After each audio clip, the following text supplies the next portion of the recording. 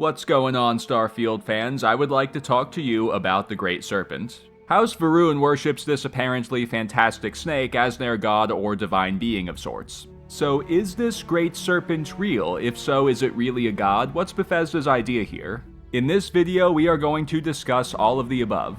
So yes, I believe that the Great Serpent is real, really is a god, and has a secret identity. I've done a lot of research on this, and I have a pretty good idea of what Bethesda is going for here, and it's really very clever. Assuming I'm right here, kudos to whoever came up with this idea, because it is a great one. To begin, let's cover some basic information about House Va'ruun and their god, the Great Serpent. The sources that we have right now for this topic are rumors that we hear while playing Starfield, the House Va'ruun exhibit in the UC Vanguard Museum, Ambassador Bal'mor's dialogue and his computer, and what Will Shen and Emil Pagliarulo said about them in their recent AMA.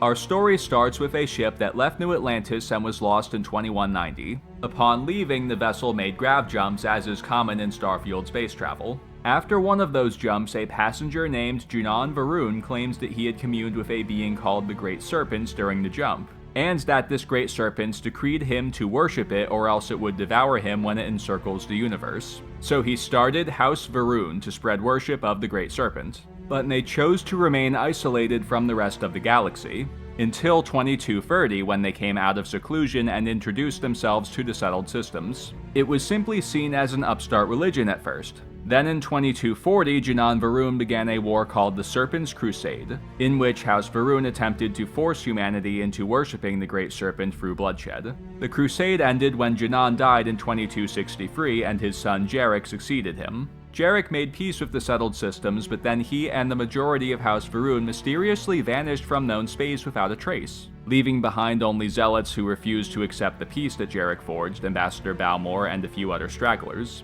There are a few entries in Ambassador Bal'mor's computer I'd like to discuss. He mentions someone named Sia Mavan, who's apparently a priestess. He also uses the word gravid in relation to her, which means pregnant, but based on the context here, I think it's a rank in the House Va'ruun clergy. Additionally, he references a place called Dazra, which from the context seems to be where he gets his orders from. And we know that their homeworld is called Va'ruun Kai from Andresia's dialogue. Perhaps Dazra is there.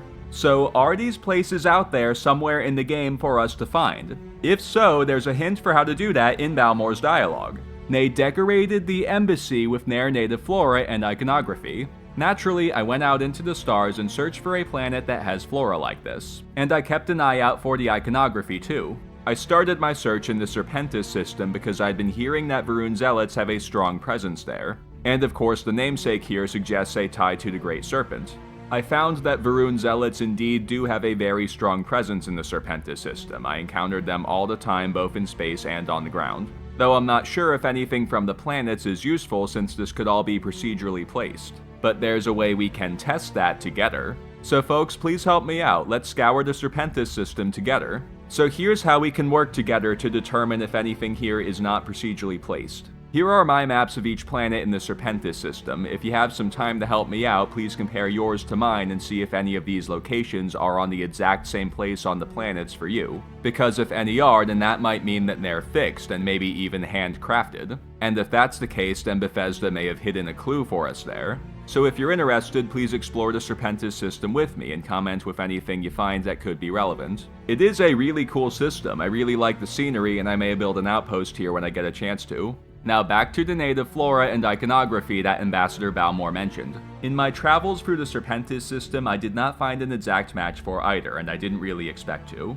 because making things that easy doesn't really fit Bethesda's MO. However, on a few of these planets, I did see the right kinds of biomes to contain the flora we're looking for. Also, I think these statues might be made of obsidian, and there is volcanic activity in the Serpentis system. So could it be that Va'ruun Kai and Dazra are in the Serpentis system and Bethesda is just saving them for DLC? Perhaps, and if that's the case, they could justify them not being there from the beginning with something like the Void Knights from Elder Scrolls. Maybe they're there and House Va'ruun has just made them invisible somehow.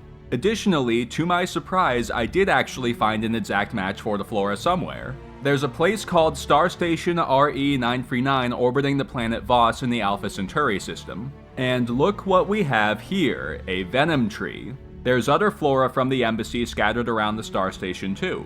So here's the story of Starstation RE-939. It was a biological research facility that was run by a mean lady named Helena Chambers, who now works at a Terra Brew in New Atlantis. Apparently, one of the scientists had a strange dream after working with one of the specimens in which they were eaten by a snake. Sometime after this, Va'ruun Zealots showed up and took the star station by force, killing the staff minus Chambers, who must have been either fired by this point or was simply away. So how did the Zealots know about this place, and why did they take it?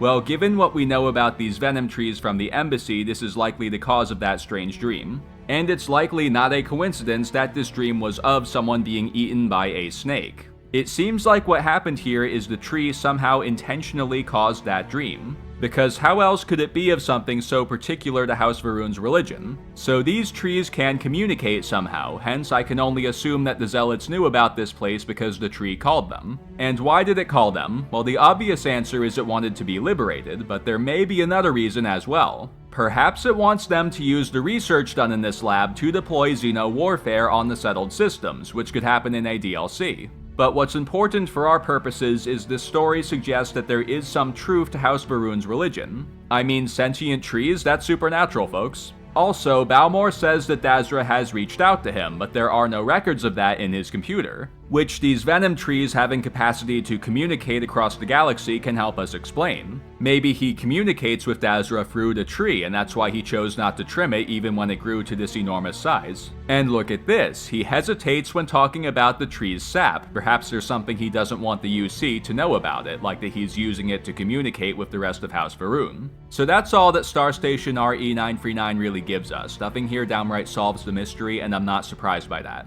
Like I was saying before, Bethesda's never going to make solving mysteries like this easy. They'll always make us think, which I love. Now let's talk about the Great Serpent. I've gone over everything there is right now about House Va'ruun and their Great Serpent, and I am very surprised by my findings, but in a good way. I think what we've got here, folks, is what I'm going to call a lore Easter egg.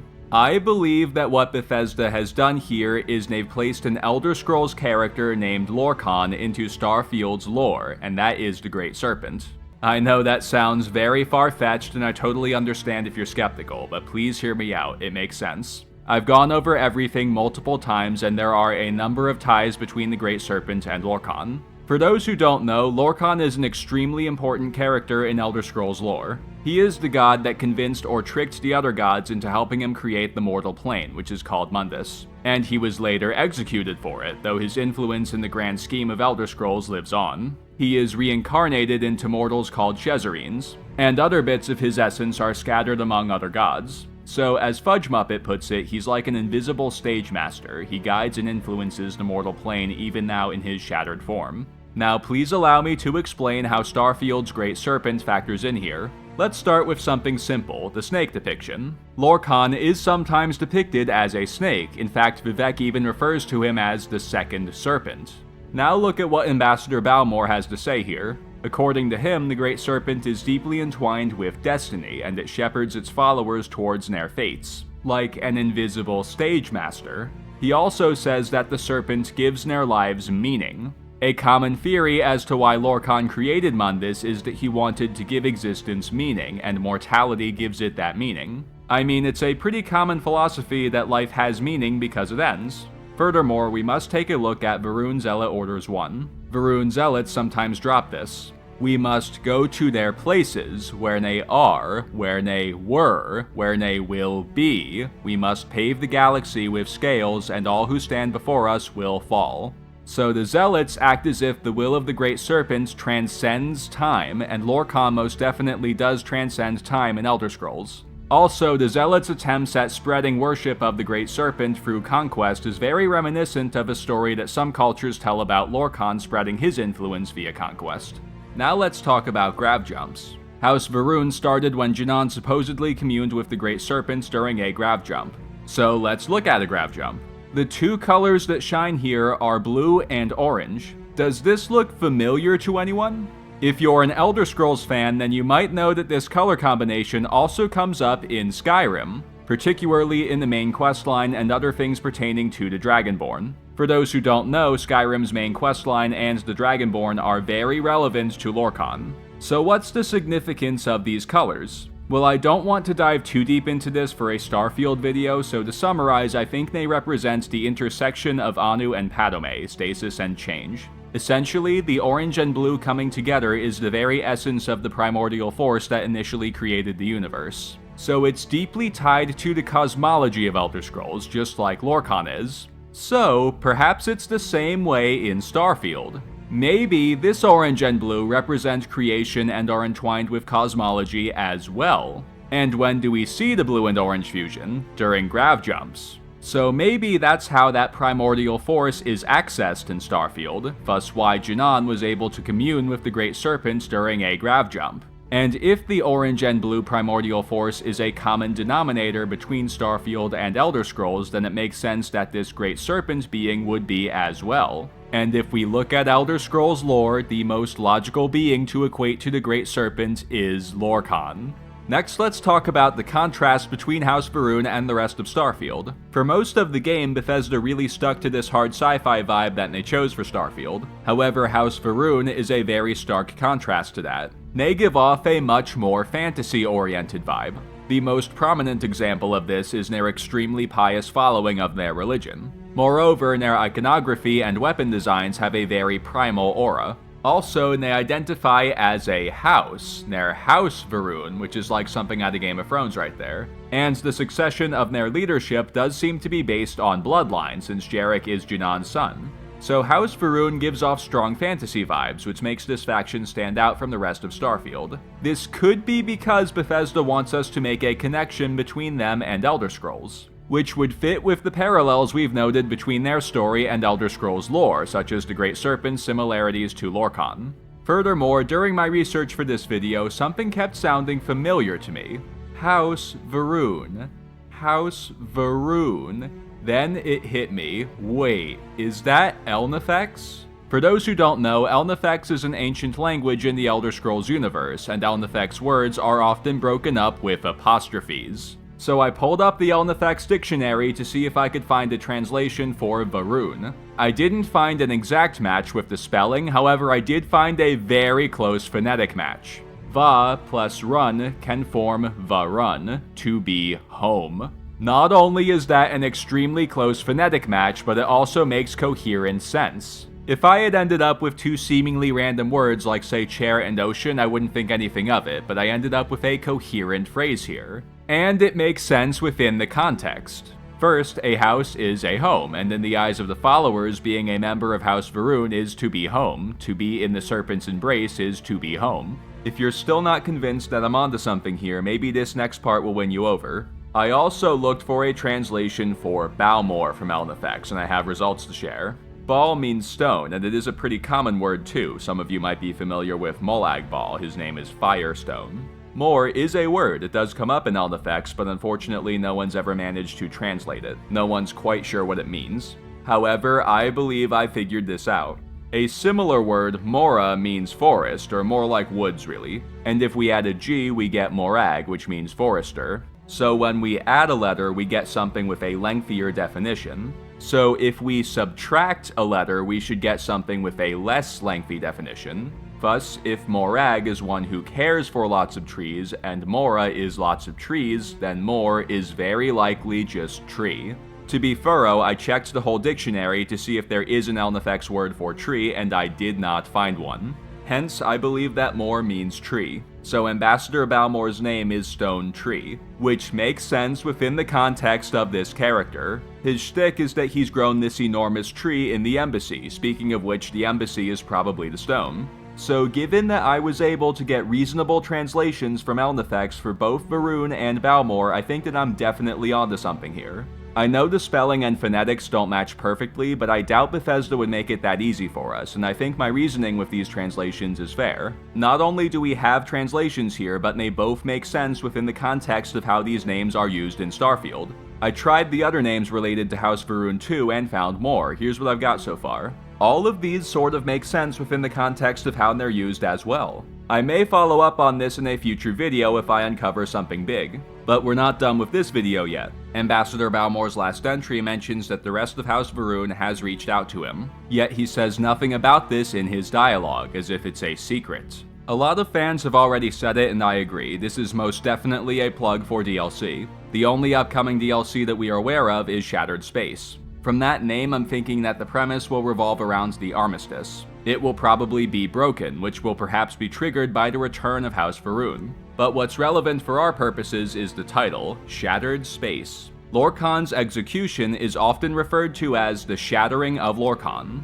So assuming that House Va'ruun and their Great Serpent are going to play a role in Shattered Space, which I think is likely, this title could be another innuendo to Lorkhan. The last thing I want to discuss here is how the Great Serpent being Lorkhan can fit into Elder Scrolls lore. So in Elder Scrolls, the big space of existence that contains Mundus along with other realms as well is called the Arbus. And prior to the creation of Mundus, the Arbus was in a constant state of change. So during this early period of Lorkhan's existence, he observed the Arbus change many times and he changed with it. So how does Starfield fit in here? Well, maybe Bethesda's idea here is that Starfield exists in one of these pre-Mundus versions of the Arbus, and the Great Serpent is one of these previous forms of Lorkhan. I mean, that really fits with what we discussed about the orange and blue, because if this theory were true, then Elder Scrolls and Starfield would share those same cosmological elements. Anu and Padome, Lorkhan / the Great Serpent, etc. Furthermore, we know that Starfield is the BGS formula game that's going to directly precede Elder Scrolls 6. So in a way, it takes place before an Elder Scrolls game, so maybe Bethesda decided to apply that to the lore as well. To be clear, folks, I don't think that Bethesda wants us to see Starfield as under the umbrella of Elder Scrolls. I think what we've got here is a lore Easter egg. I think it's a fun little tidbit that Bethesda left for Elder Scrolls fans to find. What probably happened is one day in the studio, someone said, hey, we know this game is going to directly precede Elder Scrolls 6, so it'd be fun if we found a way to incorporate that into Starfield's lore. Like, let's say we put some hints in there that could suggest that the Starfield universe exists within the Elder Scrolls universe as a prequel to the Elder Scrolls games. And I'm sure everyone would have loved this idea and said, yeah, we're doing that. I mean, knowing their sense of humor, this is exactly the kind of thing they might do. To further cement this notion, we should talk about Adamantine Tower. This is the oldest known structure in Mundus, and it's where the Shattering of Lorkhan occurred. However, it wasn't where it currently is when that happened. Michael Kirkbride, the man who wrote most of the lore we've been discussing, has confirmed that Adamantine Tower is in fact a rocket ship, or at least a fantasy version of one. So my guess here is that part of what Bethesda is going for with this lore Easter egg is that Adamantine Tower could be a relic from Starfield, that much like Lorkhan / the Great Serpent carried over into each new iteration of the Arbus and eventually made it to Elder Scrolls, which I think is simply awesome. And I had a lot of fun putting these clues together, so if I'm right here, thanks to whoever came up with this idea. That's it for this video, folks. That is the Great Serpent's secret identity. I believe that this is a lore Easter egg Bethesda left for us, and the Great Serpent is Lorkhan in Starfield. Thank you so much for watching, and I promise you there are more great things on the horizon. Starfield is a great game, and this is only the beginning. I am going to play the heck out of this game, and I will continue to solve mysteries like this one, and I can't wait to show you what I find. So if you want to join the fun, please subscribe. I promise you will be glad you did. Also, please leave a like, check out my socials, and share. It really helps me out a whole lot, and it'll help other Bethesda fans find this video too. And if you have something to add, please comment. I'd love to hear it. Do you know something about House Va'ruun that could be relevant here? Do you think I'm crazy for suggesting this? Please let me know below. Thanks again, and I'll see you next time.